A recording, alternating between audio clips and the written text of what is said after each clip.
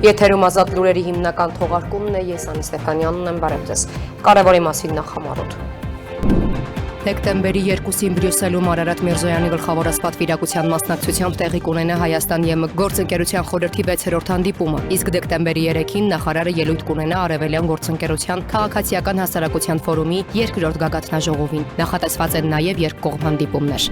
Պաշտոնական այցով Հունաստանում գտնվող ազգային ժողովի նախագահ Ալեն Սիմոնյանի գլխավորած պատվիրակությունը հանդիպել է Հունաստանի նախագահ Կոստանտինոս Տասուլասի հետ քննարկել երկկողմ հարաբերությունների զարգացումը։ Նախքան այս հանդիպումը պատվիրակությունը քննարկումներ է ունեցել նաև Հունաստանի արտաքին գործերի նախարարի հետ։ Պաշտպանության նախարար Սուրեն Պապիկյանի գլխավորած պատվիրակությունը աշխատանքային այցով գտնվում է Եգիպտոսում։ Նա մասնակցել է EDEX 2025 միջազգային ցուցահանդեսի բացմանը։ Ավելի ուշ կայացել է նաև Պապիկյանի հանդիպումը Եգիպտոսի պաշտպանության նախարարի հետ։ Երևանի քաղաքապետ Տիգրան Ավինյանը նիստում անդրադարձել է մայրաքաղաքում օդի որակի խնդրին, նշելով, որ դրա երկարաժամկետ լուծումները հաճախ Երևանի սահմաններից դուրս իրականացվող գործողություններ են պահանջում։ Քննարկվել է նաև հանրային տրանսպորտի տեղեկատվական համակարգի արդիականացումը։ Հայաստանի կառավարության որոշմամբ մի շարք փոփոխություններ են նախատեսվում երեխայի ծնունդով պայմանավորված պետական նպաստների տրամադրման գործընթացում։ Փոփոխությունները ներկայացրել է կենսաթոշակային ապահովագրության եւ այլ դրամական վճարների վարչության պետ Անահիտ Գալստյանը։ Օհանավանում, Թալինում, Խաչիկում, Արարատում անցկացված պատարակներից հետո այս կիրակի էլ վարչապետ Նիկոլ Փաշինյանը մասնակցել է Երևանի Սուրբ Սարգիս եկեղեցում մատուցվող Սուրբ եւ անմահ պատարակին։ Եկեղեցու բակում հավաքված հավատավորները այնքան շատ են եղել, որ նրանցից շատերը չեն կարողացել ներս մտնել։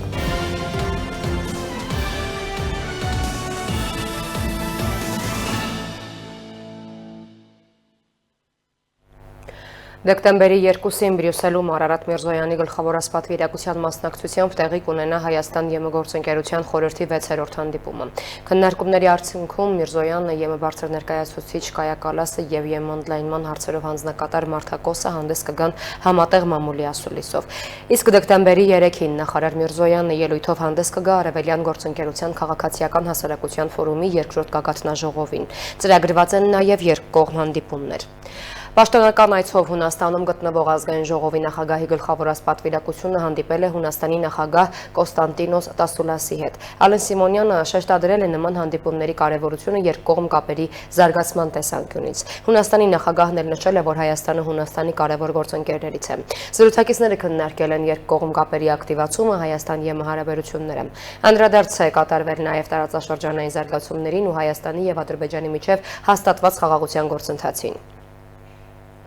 Մինչև այս կայացել է նաև Ալեն Սիմոնյանի գլխավորած պատվիրակության հանդիպումը Հունաստանի արտաքին գործերի նախարարի հետ։ Պաշտոնական այցով Հունաստանում գտնվող Հայաստանի ազգային ժողովի նախագահի գլխավորած պատվիրակությունը հանդիպել է Հունաստանի արտաքին գործերի նախարար Յորղոս Գերապետրիտիսի հետ։ Զրուցակիցների քննարկումների առանցքում են եղել երկկողմ կապերին, Հայաստան-Եվրամիություն հարաբերություններին, ինչպես նաև Հայաստանի ու Ադրբեջանի միջև հաստատված խաղաղության գործընթացին եւ տարածաշրջանային զարգացումներին վերաբերող հարցերը։ Անդրադարձ է կատարվել Թրամփի ուղի հանուն միջազգային խաղաղության եւ բարգավաճման նախագծին եւ խաղաղության խաչմերուկ ծրագրին։ Ալեն Սիմոնյանը Հունաստանի արտաքին գործերի նախարարի ուշադրությունն է հրավիրել նաև Ադրբեջանում գտնվող գերիների, ապօրինի պահվող եւ անհետ կորած համարվող անձանց խնդրին։ ԵԱՀԿ-ն ավարտել է Արցախյան հակամարտությամբ զբաղվող Մինսկի խմբի եւ դրա հետ կապված կառույցների լուծարումը։ Այս մասին ասված է ԵԱՀԿ-ի տարածած հաղորդագրության մեջ։ ԵԱՀԿ-ն 2025 թվականի նոյեմբերի 30-ին ավարտել է Մինսկի գործընթացի եւ դրա հետ կապված կառույցների փակումը համաձայն նախարարների խորհրդի որոշման, որը ընդունվել էր 2025 թվականի սեպտեմբերի 1-ին ԵԱՀԿ-ում Ֆինլանդիայի նախագահության ուղղված Հայաստանի եւ Ադրբեջանի համատեղ դիմումից հետո։ Ադրբեջանը ցանկանում է, որ Եվրամիությունը դառնա նոր տրանսպորտային հանգույցի մաս, այդ թվում ԵՄ-ի գլոբալ դարպաս նախաձեռնության շրջանակում։ Այս մասին Բրյուսելում տեղի բարբերականներից մեկին տված հարցազրույցում հայտարարել է Ադրբեջանի նախագահի օգնական Հիկմեթ Հաջիևը։ Նա խոսելով TRIP նախագծի մասին կրկին այն անվանել է Զանգեզուրի միջանցք եւ ներկայացրել որպես խաղաղության հասնելու Ադրբեջանի ռազմավարության գործնական բաղադրիչ։ Նա նշել է, թե Հայաստանի հետ խաղաղությունը չպետք է լինի միայն պատերազմի բացակայություն, այլ պետք է բերի բարգավաճում եւ զարգացում կառույցի փոխկապակցվածության հարևանների միջև։ Այդ համատեքստում ըստ Հաջիևի Հայաստանը կարող է փակուղուց անցնել տարանցիկ երկրի, քանի որ արևելք-արևմուտք եւ հյուսիս-հարավ կապերը ընդլայնվում են։ Պաշտպանության նախարար Սուրեն Պապիկյանի գլխավորած պատվիրակությունը աշխատանքային այցով Եգիպտոսի Արաբական Հանրապետությունում է։ Պապիկյանը մասնակցել է EDEX 2025 միջազգային ցուցահանդեսի բացման արարողությանը, որին ներկա է եղել նաև Եգիպտոսի նախագահ Աբդել Ֆաթհ Ալ-Սիսին։ Բացման արարողությունից հետո Սուրեն Պապիկյան բարձր տեխնոլոգիական արդյունաբերության նախարարության ռազմարդյունաբերության կոմիտեի նախագահ Արամ Ջիվանյանի հետ շրջել է ցուցահանդեսի դաղավարներում, ծանոթացել ներկայացված ցուցանմուշներին եւ հանդիպել ցուցահանդեսին մասնակցող տարբեր կազմակերպությունների ներկայացուցիչների հետ։ Ավելի ուշ կայացել է Պապիկյանի հանդիպումը Եգիպտոսի պաշտպանության նախարարի հետ։ Դեկտեմբերի 1-ին Հայաստանի Հանրապետության պաշտպանության նախարար Սուրեն Պապիկյանը հանդիպել է Եգիպտոսի պաշտպանության նախարար գեներալ Աբդ Ալ-Մաջիդ Սակրի հետ։ Հանդիպմանը մասնակցել է նաև Եգիպտոսի Արաբական Հանրապետությունում Հայաստանի Հանրապետության արտակարգ և լիազոր դեսպան Արմեն Սարգսյանը։ Կողմերը հանդիպման ընթացքում քննարկել են պաշտպանության բնագավառում համագործակցության հնարավորություններին առնչվող մի շարք հարցեր։ Անդրադարձել են նաև միջազգային ու տարածաշրջանային անվտանգությանը վերաբերող հարցերի։ Շարունակում ենք թողարկումը այսօր ժամը 10-ից 12 ընկած ժամանակահատվածում ճգնաժամային կառավարման ազգային կենտրոնը հազանգստացվել, որ փլուզվել է Երևանի Շիրակի փողոցում գտնվող չգործող դաշնամուրի գործարանի արտաքին պատը։ Դեպքի վայր են մեկնել երկու մարտական հաշվարկ, հրդեհաշիջման եւ փրկարարական աշխատանքների կազմակերպման բաժնի հերթապահ խմբերը։ Ըստ նախնական տվյալների մասամբ փլուզվել է եռահարկ շինության տնտեսական ապրանքների եւ սննդի պահեստի հատվածը կատուժած։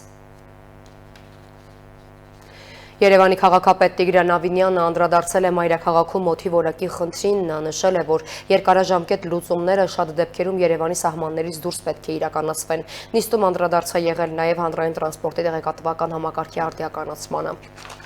Երևանի օդի աղտոտվածության խնդիրը կրկին պետական եւ հանրային ուշադրության կենտրոնում է։ Գործակարգավարական խորհրդակցության ընթացքում քաղաքապետ Տիգրան Ավինյանը ներկայացրեց վերջին չափումների տվյալները, աղտոտվածության պատճառները եւ հնարավոր լուծումները, ընդգծելով, որ խնդիրը համալիր է եւ պահանջում է երկարաժամկետ ռազմավարություն։ Ավինյանի խոսքով այս տարի առաջին անգամ քաղաքը ձեռք է բերել օդի որակը չափող համակարգեր, որոնք արդեն գործում են բոլոր խոշոր կառուցապատվող տարածքներում։ 2024 թվականից մեր բոլոր խոշոր կառուցապատվող օբյեկտներում ներդրված են մեր սարքերը, որոնք որ միացված են մեր GIS համակարգին, 175 սարքից մենք ունենք տվյալներ, եւ այդ տվյալները խոսում են այն մասին, որ օդի որակը մեզ մոտ վատթարանում է նոյեմբերի կեսերից եւ սկսում է բարելավել մարտի կեսերից։ Քաղաքապետը պարզաբանեց, որ խնդիրը միայն մարդածին չէ։ Ըստ նրա, քաղաքի աշխարհագրական դիրքը, ոլորվող օդային հոսքերը եւ եղանակային առանձնահատկությունները մեծ դեր են խաղում։ Ըստ քաղաքապետի, եթե ազդող գործոններն ամբողջությամբ մարդածին լինեին, ամռանն ավելի վատ պատկեր կլիներ։ Ավինյանը վստահեցրեց, մարդածին գործոնները փոքր բաժին են կազմում, սակայն դրանց վերաճիշտ եւ թիրախային աշխատանքի դեպքում 10-ից 15 օրվա ընթացքում կարող են ապահովել 1.5-ից 2 ամսվա դրական ազդեցություն։ Նա նաեւ ընդգծեց, որ խնդիրը պահանջում է կարճաժամկետ եւ երկարաժամկետ լուծում։ Այդ լուծումները շատ դեպքերում նույնիսկ Երևան քաղաքի սահմաններից դուրս պետք է իրականացվեն։ Մասնավորապես խոսքը գնում, եթե երկարաժամկետ լուծումների մասին ենք խոսում, խոսքը գնում է հարյուրավոր հեկտարներով նոր անտառածածկ մշտադալար կանաչապատ տարածքների ստեղծման մասին, որոնք որ որոշակի պատնեշ կարող են ստեղծել եկող քամիների նկատմամբ եւ կարծում եմ սա երկարաժամկետի մասով է, բայց կարճաժամկետի մասով այն ինչը որ մեզ թույլ կտա մոտավորապես հետեւյալ մի վարժություն են կարել, որ հնարավոր է որ մի 10-15 կրիտիկական օր, որոնց մասին մենք նախորոք տեղեկացված լինենք, եթե այդ օրերին մենք էական մի փոքր ստանդարտից դուրս երևի թե վարչարարական աշխատանք անենք, պարոն Ղուկասյան, պարոն Բաբայան, հարգելի գործընկերներ, վարչական շրջանի ղեկավարներ, այդ 10-15 օրվա մեր վարչարարությունը կարող է ազդել 45-ից 60 օրվա վրա։ Բացի օդի հետ կապված խնդիրներից նիստում քննարկվեց նաև քաղաքում թեքահարթակների կառուցման ծրագրի ընթացքը։ Երկաղլույս ընկերության տնօրեն Անդրանիկ Թևոսյանը տեղեկացրեց, որ Երևանի 286 հասցեներում արդեն կառուցվել է 551 թեքահարթակ, ինչն ապահովում է միջավայրի մատչելիությունը։ Քաղաքապետն արձագանքեց. Բարձրաձայնեմ այն խնդիրները, որոնք որ ինքս նկատել եմ, տեղ-տեղ մենք թեքահարթակի տեսակները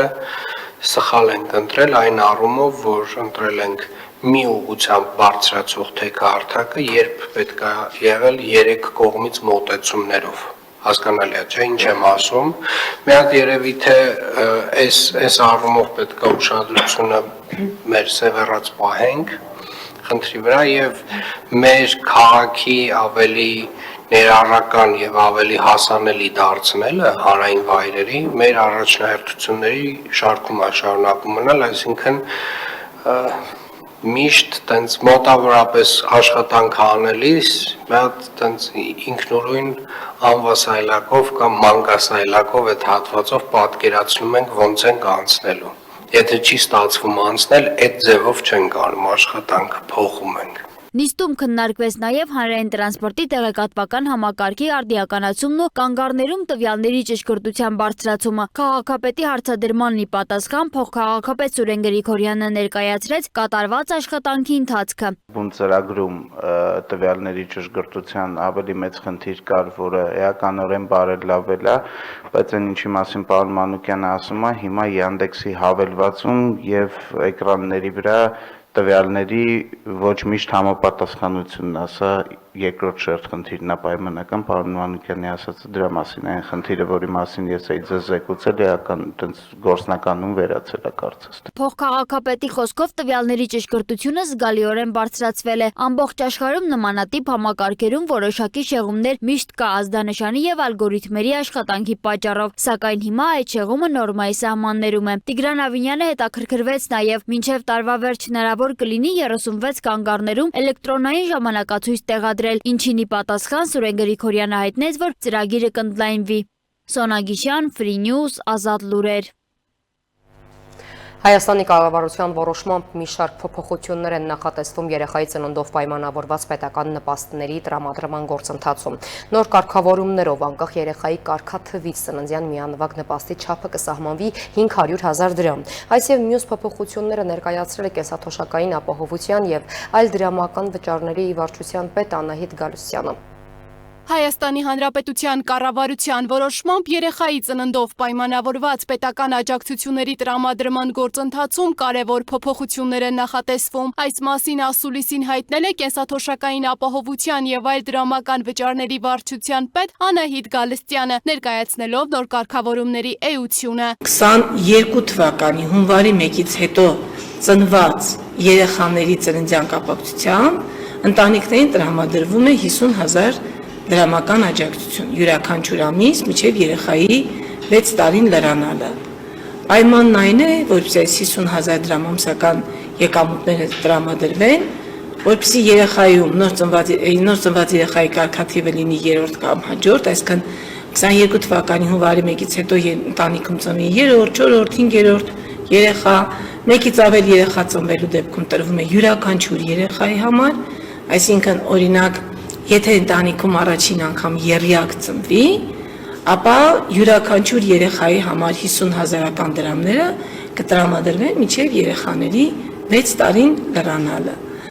Այս փոփոխությունը ուժի մեջ կմտնի 2026 թվականի հունվարի 1-ից, իսկ նպաստ կտրամադրվի այն դեպքում, երբ դիմողը Հայաստանի քաղաքացի է։ Գալստյանի խոսքով 2022 թվականից ծրագիրը գործել է որպես փորձնական։ 4 տարվա արդյունքների վերլուծությունը ցույց է տվել, որ այն դրական ազդեցություն է ունեցել ժողովրդագրական իրավիճակի վրա։ Այդ պատճառով էլ որոշվել է դարձնել այն մշտապես գործող պետական աջակցություն։ Կարևոր փոփոխություն է նախատեսվում նաև ծննդյան միանվագ նպաստի մասով։ Առաջին երկրորդ երեխաների համար տրամադրվում է այսօր էլ տրամադրվում է 300,000 դրամ, երրորդ եւ չորրորդ երեխաների դեպքում 1 միլիոնական դրամ եւ 5 եւ ավելի երեխայի դեպքում 1,500,000 դրամ։ Սա երեխայի ծննդյան միանվագ նպաստի գործող համակարգն է։ Բացի այդ 2026 թվականի հունվարի 1-ից ընտանիքները հնարավորություն կունենան անկախիկ վճարումներ իրականացնելու միջոցով ստանալ մինչև 20% հետվճար, ինչը կարող է զգալիորեն մեծացնել պետական հատկացումների չափը։ Օրինակ, երրորդ եւ հաջորդ երեխաների համար տրամադրվող 50,000 դրամ նպաստը անկախիկ գործարքների շնորհիվ կարող է հասնել 60,000 դրամի։ Օհանավանում, Թալինում, Խաչիկում, Արարատում անցկացված պատարակներից հետո այս կիրակի էլ վարչապետ Նիկոլ Փաշինյանը մասնակցել է Երևանի Սուրբ Սարգիս եկեղեցում մատուցվող Սուրբ եւ անմահ պատարակին։ Եկեղեցու բակում հավաքված հավատավորները այնքան շատ են եղել, որ նրանցից շատերը չեն կարողացել ներս մտնել։ Սուրբ եւ անմահ պատարակ Երևանի Սուրբ Սարգիս եկեղեցում վարչապետ Նիկոլ Փաշինյանի մասնակցությամբ հերթական պատարակն է տեղի ունեցել։ Այն մատուցվեց Արարատ քահանա Օրդոյանի ձեռամբ։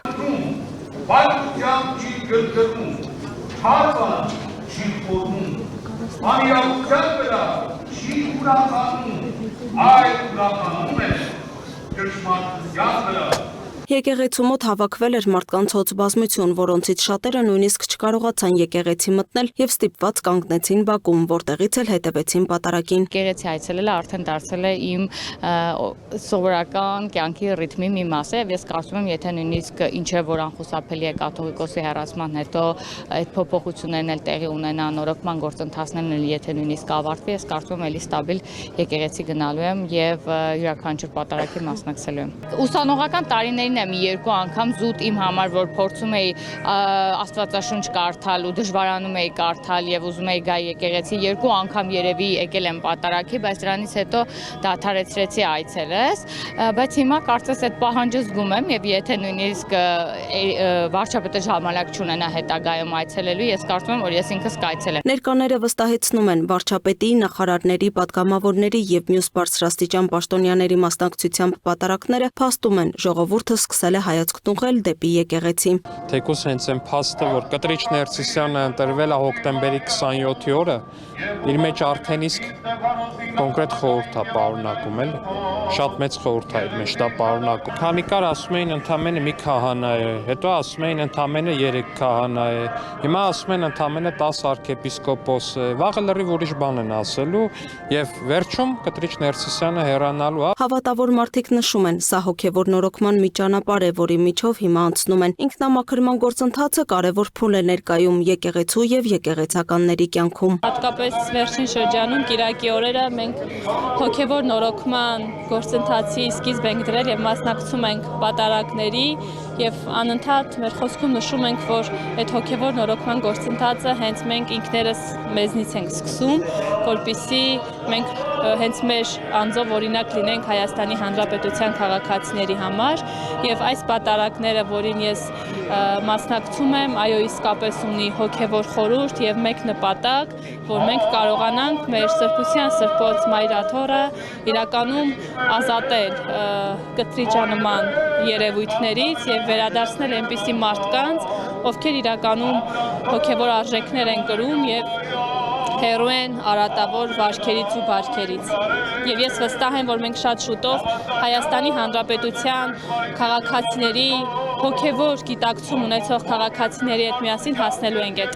վերջնակետին։ Օհանավան, Թալին, Խաչիկ, Արարատ, հիմա էլ Երևան։ Ամեն կիրակի եկեղեցու նորոգման օրակարգն ավելի տեսանելի է դարձնում երիտասարդ եւ նվիրյալ հոգեվորականներին, որոնք փորձության պահին ամուր կանգնած են իրար կողքի, իսկ հավատավոր քաղաքացիները կանգնած են նրանց թիկունքում։ Մարդկանց մեջ գուցե թե հավատքն է արթնանում եւ թե նաեւ այս ընդհանուր մթնոլորտը տեսնելով պատարակի ընթացքը մարդիկ որոշում են կայացնում, որպեսզի իրենք էլ գան մասնակցեն։ Հիմնական նպատակը դա է, որպեսզի մարդկանց մեջ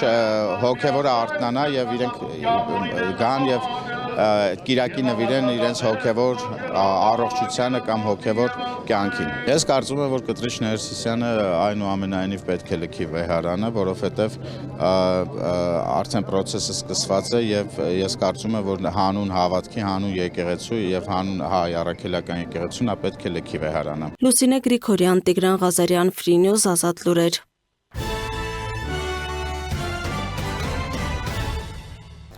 Վենեսուելայի նախագահ Նիկոլաս Մադուրոն Միացյալ Նահանգներին տեղեկացրել է, որ պատրաստ է հրաժարական ներկայացնել պետության ղեկավարի պաշտոնից 18 ամսվա ընթացքում, հաղորդել է CNN-ը հղում անելով աղբյուրին։ Լրատվամիջոցը նշել է, որ իր տեղեկությունների համաձայն Վենեսուելայի ներկայացուցիչները եւ ինքը Մադուրոն տարբեր ուղիներով կապ են հաստատել Միացյալ Նահանգների երկրների միջև հնարավոր շփումների վերաբերյալ։ The Wall Street Journal-ը հղում անելով աղբյուրներին նախկինում հաղորդել էր, որ Թրամփը զրույցի ընթացքում Մադուրոին ասել է, որ եթե նա կամավոր չհրաժարվի պաշտոնից, Միացյալ Նահանգները կքննարկի մի շարք տարբերակներ, այդ թվում ուժի կիրառումը։ Միևնույն ժամանակ The New York Times-ը հաղորդել է, որ նախագահ Դոնալդ Թրամփը հեռախոսազրույց է ունեցել Մադուրոյի հետ եւ քննարկել Միացյալ Նահանգներում անձնական հանդիպան հնարավորությունը։ Թրամփը հաստատել է Մադուրոյի հետ հեռախոսազրույցը, բայց հրաժարվել է մեկնաբանել այն։ Միջազգային եւ տարածաշրջանային մյուս նորություններին տեսաշարով ծանոթացեք։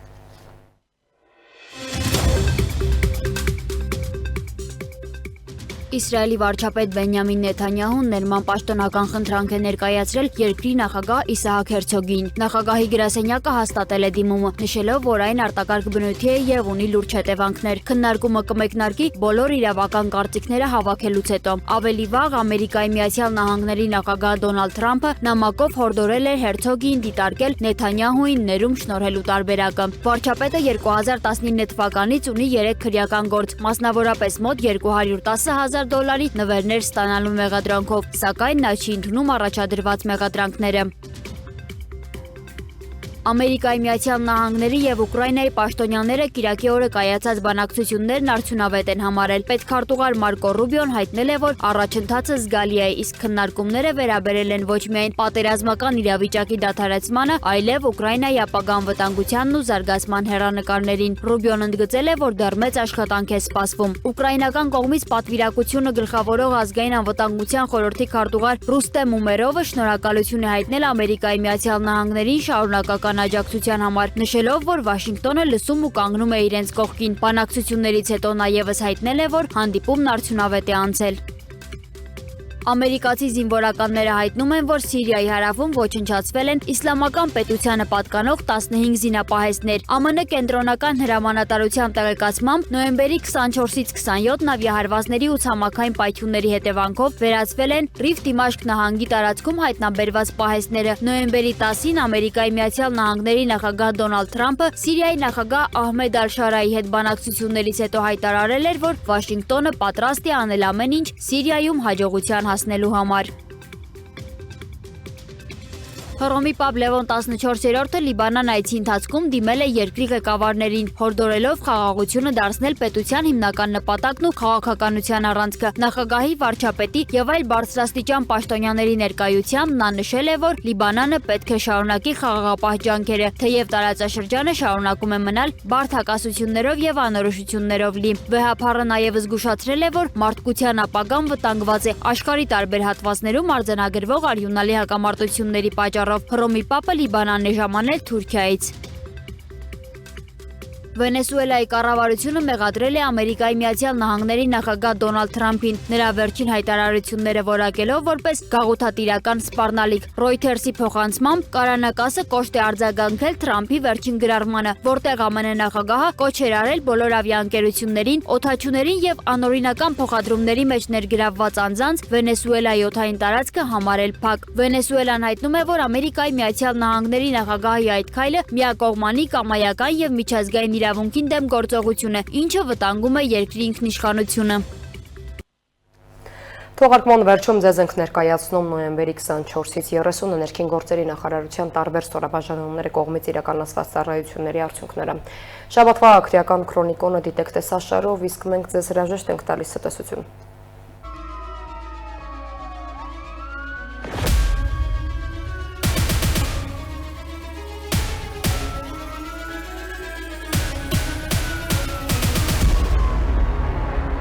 Մայրաքաղաքում եւ մարզերում բարեկային ծառայության իրականացրած միջոցառումների արդյունքում արձանագրվել է ճանապարհային երթևեկության կանոնների 17835 խախտում։ Պահպանվող հատուկ տարածք է տեղափոխվել 364 տրանսպորտային միջոց, հայտնաբերվել է 394 ոչ սթափ վարորդ, 589 անձ առանց վարորդական իրավունքի վկայականի։ Ընդհանուր առմամբ տարբեր խախտումներով եւ կասկածանքով համայնքային ոստիկանության բաժիններ է տարվել 108 քաղաքացի։ Հանրապետությունում բացահայտվել է 801 հանցագործություն, այդ թվում 287 առանց վարորդական իրավունքի մեքենա վարելու դեպք, թմրանյութի հայտնաբերման 86, ֆիզիկական ներգործության 55, մարմնական վնասվածք պատճառելու 45, անձնական ունեցվածքի գողության 29, խարդախության 28, հոգեկան ներգործության 27, ինչպես նաև մի շարք այլ հանցագործություններ։ Նախկինում կատարված 35 հանցագործություն եւս բացահայտվել է։ Հայտնաբերվել է 36 հետախուզվող, 2 անհետ կորած, արձանագրվել է զենք զինամթերքը կամավոր հանձնելու 7 դեպք։ 7 օրում գրանցված 103 ավտովթարի հետևանքով զոհվել է 3 մարդ, վնասված կստացել 140-ը։ Ներքին գործերի նախարարության փրկարար ծառայության ճգնաժամային կառավարման ազգային կենտրոնում շաբաթվա ընթացքում գրանցվել է 593 դեպք, 319 արտակարգ։ Մասնավորապես Հրդեհի 226, Հրդեհի ծագման սպառնալիքի 50, ճանապարհատրանսպորտային պատահարի 69, կենցաղային կանչի եւ այլ դեպքեր։ Եղանակային պայմաններով եւ այլ գործոններով պայմանավորված գրանցվել է տրանսպորտային միջոցների արգելափակման 7 դեպք։ Փրկարարները օգնություն են ցուցաբերել 6 քաղաքացու։ Փրկարարական գործողությունների արդյունքում փրկվել է 1 մարդ։ Ներքին գործերի նախարարության ստորաբաժանումները շարունակում են իրականացնել շուրջօրյա վերահսկողություն եւ կանխարգելիչ միջոցառումներ քաղաքացիների անվտանգությունը ապահովելու եւ հասարակական կարգը պահպանելու նպատակով։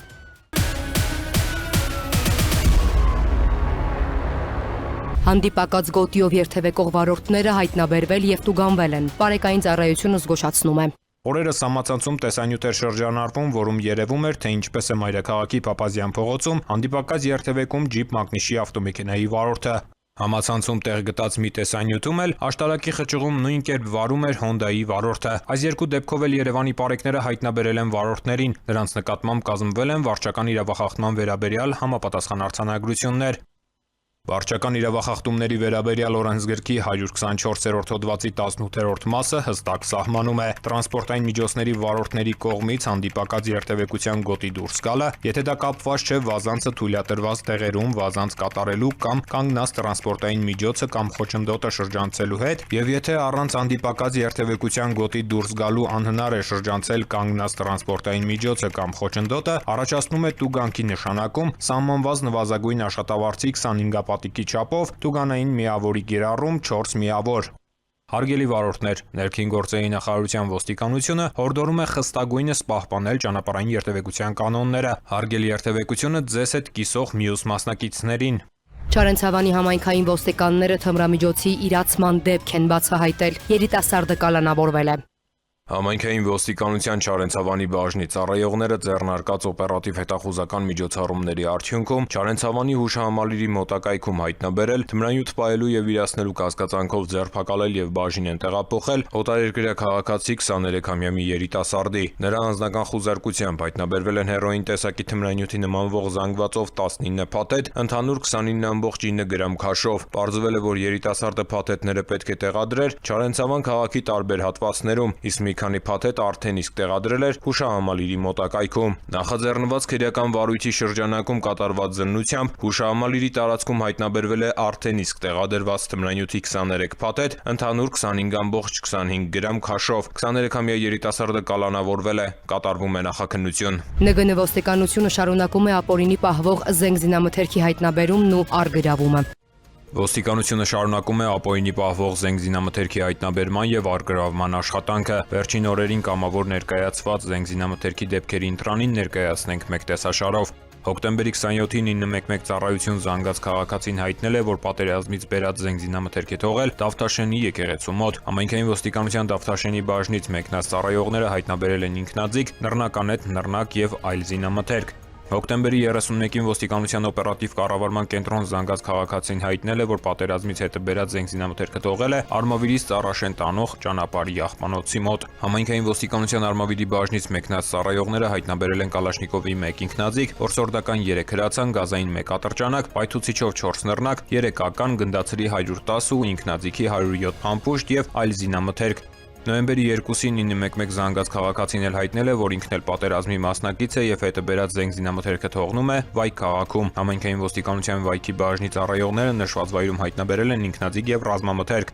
Նոյեմբերի 3-ին ոստիկանության օպերատիվ կառավարման կենտրոն զանգած քաղաքացին հայտնել է, որ պատերազմից բերած զենք զինամթերքը թողնում է Մարի փողոցի կիսակառույց շենքի մոտ։ Նորնորքի համայնքային բաժնի ծառայողները հայտնաբերել են Կալաշնիկովի 1 ինքնաձիգ, 3 նռնակ փամփուշտներ եւ Մակարով տեսակի ատրճանակ։ Արմավիրի մարզի պարեկների բացատրական աշխատանքի արդյունքում առաջին ահազանգը ստացվել է նոյեմբերի 4-ին։ Էջմիածնի ռեստորաններից մեկի հետնամասում հայտնաբերվել է Կալաշնիկովի 1 ինքնաձիգ եւ 191 փամփուշտ։ Նոյեմբերի 7-ին ստացված ահազանգի հետքով Արմավիրի Կաթի գործարան տանող ճանապարհ մեկնած ոստիկանները հայտնաբերել են Կալաշնիկովի 1 ինքնաձիգ, կարճացված փողով հրացան, 2 նռնակ, 252 փամփուշտ եւ այլ զինամթերք։ Հորդորում ենք ապօրինի պահվող զենք զինամթերքը կամավոր հանձնել իրավապահ մարմիններին, դրանով դուք կազատվեք քրեական պատասխանատվությունից։